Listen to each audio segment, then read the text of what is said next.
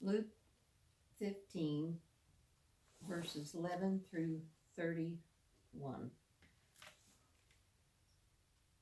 A certain man had 2 sons, and the younger of them said to his father, Father, give me the portion of goods that falleth to me. And he divided unto them his living.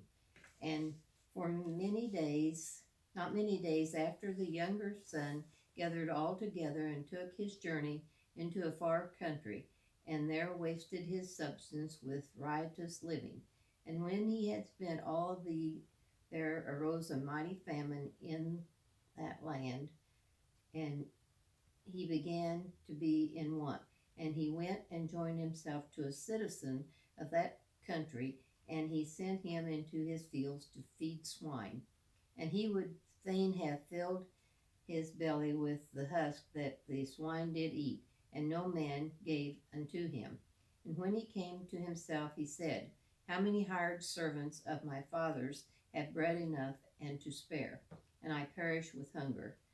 I will rise and go to my father, and will say unto him, Father, I have sinned against heaven and before thee, and am no more worthy to be called thy son. Make me as one of thy hired servants.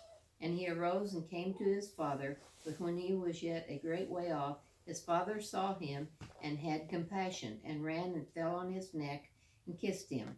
And the son said unto him, Father, I have sinned against heaven, and in thy sight I am not worthy to be called thy son.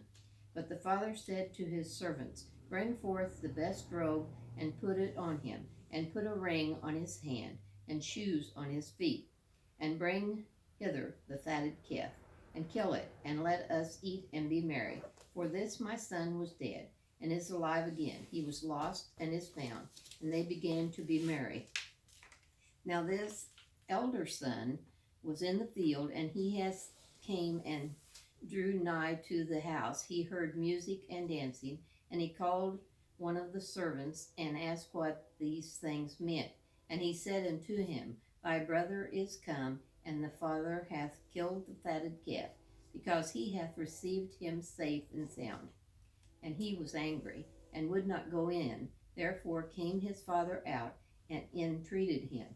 And he answering said to his father, Lo, these many years do I serve thee, neither transgressed I at any time thy commandment, and yet thou never gavest me a kid that I might make merry with my friends.